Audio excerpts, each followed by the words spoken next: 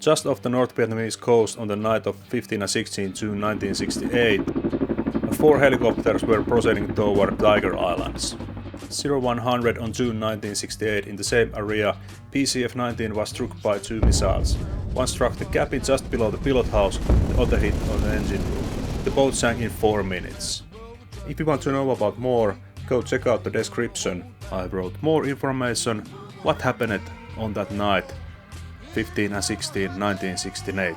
But now, back to this diorama. Now before we move on, let's take a quick look at the models I used on this project. The boat is Revell 72 scale US Navy Swift Boat Mark I chopper Mr. Craft Hobby Kits 72 scale Milmi 4A Hound. Now the place where this happened is located very close to the DMC. And when I look at it on the map, there is a river, a sandy beach with reddish soil. This could have happened also on the open sea, but to make it a bit more interesting, I decided to add some land and some rocks. For the soil base color, I chose the Ammo by A-Mig Vietnam ground color. It has a nice grainy texture and color what can be found on the near the DMZ. I prepared also the plaster rocks just to make this bit more interesting, and I paint them with the Ammo by A-Mig asphalt texture paint.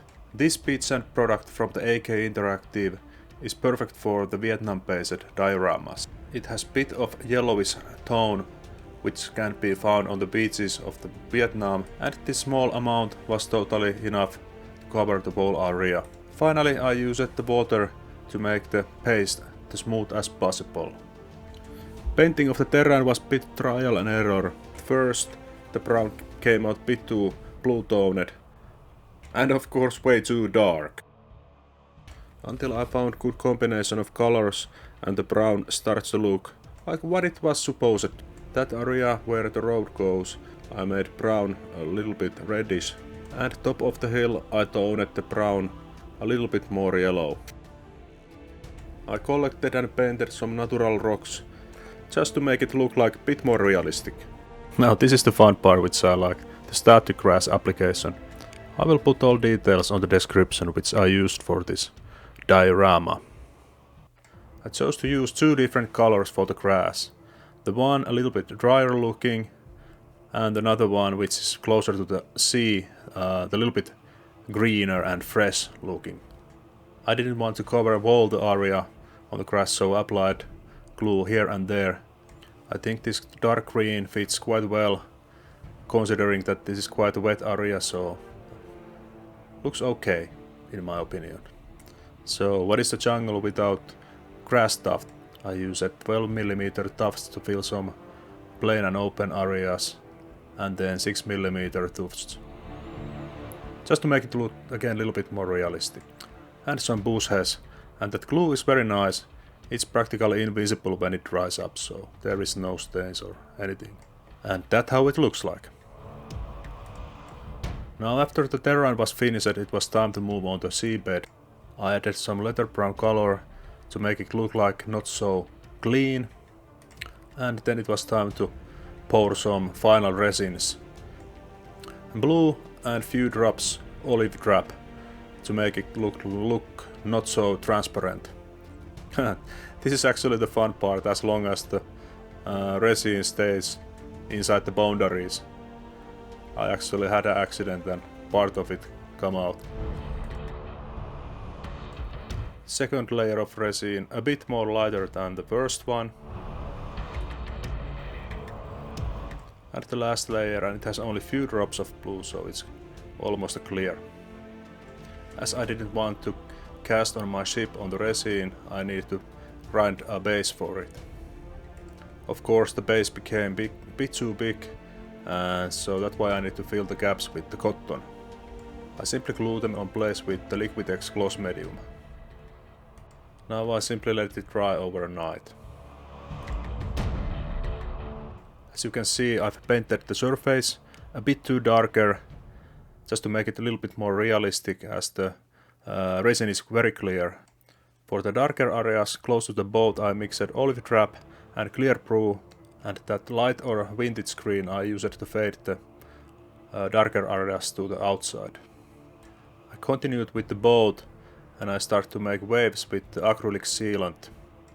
This will transform fully transparent when it dries.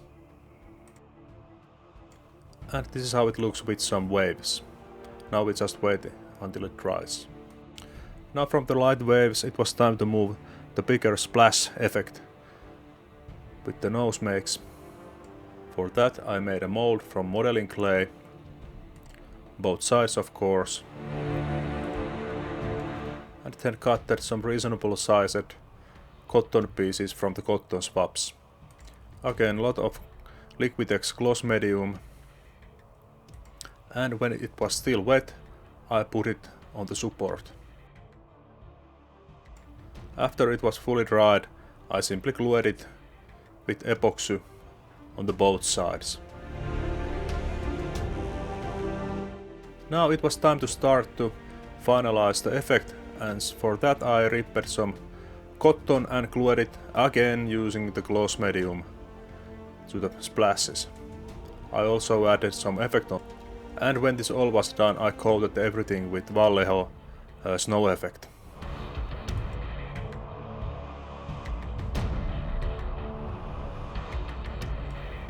To make the smaller waves a bit more visible, I added them AK water splash effect paint.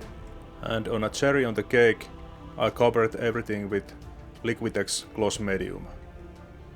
Makes nice contrast to the colors, and I think this looks quite nice.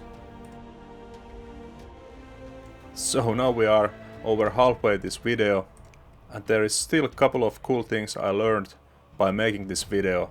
And you can learn too if you just watch the video. And here we are drilling the hole for the fixing pole, and that's okay because it's kind of the name of the game, right? At this point I started to finalize the rest of the sea, and again I used transparent acrylic sealant just to cover whole area. To the edge of the beach and the atoll I added extra layer of sealant because there is always some waves in the sea. Next up it was time to start to create the ripples or the waves what the rotor makes, and for that I simply used again a transparent acrylic sealant. And when this all was done and dried, I applied titanium paint the waves and kind of dry painted the surface of the sea. And with same method and color I went through the atoll and beach edges. And of course if there is waves, the beach sand has to be a little bit wet looking. To make that effect I first brush painted the edges and then finally faded it out with the airbrush. Here's how I did it to the beach.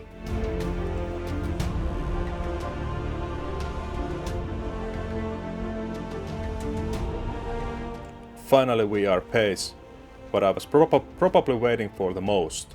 We will start to make the fake explosions. 3 LEDs per explosion was enough. And this is simple method. Just glue the cotton balls over every LED and then glue it like a donut shape. First paint it all over with the orange paint, then add some yellow on the center and finalize it with the black to make the smoke effect. Simple.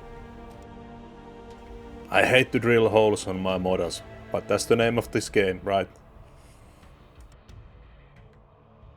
I used extremely thin copper wire for the LED power conductors. Hot glue is vital part of this hobby.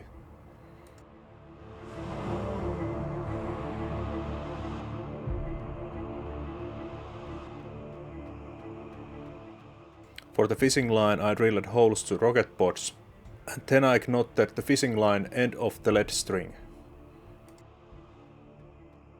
Quick test before I cover it with the cotton. Bit of contact glue for gluing the cotton, dries very fastly.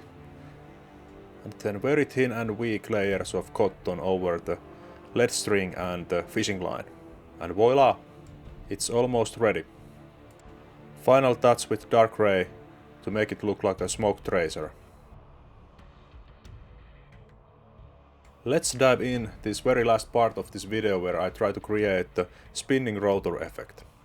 First I made the stencil for the spinning rotors and I use blue tack to fix it on the actual plexi plate which will be painted on the later. Black would be too dark, so I use dark gray instead. I made mixture 3 parts of white spirit and 1 part of the paint and mix it very well.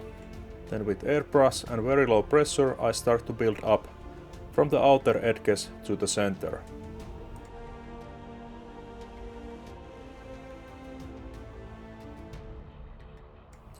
Then I cleaned unwanted paint what was sprayed under the edges.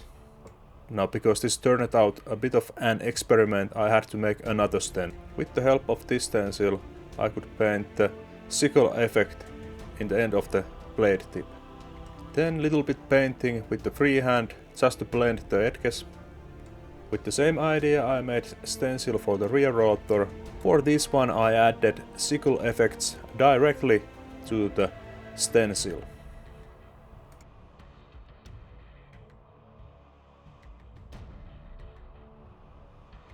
So here it is how the chopper looks like without the effect